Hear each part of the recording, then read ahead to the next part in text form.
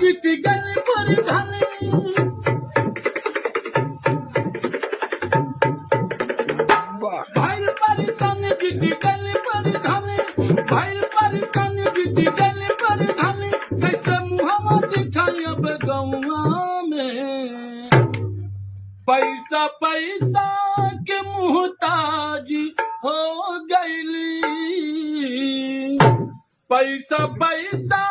के मुहताज हो गईली दारू मुर्गा खिया के चुनुआ में दारू मुर्गा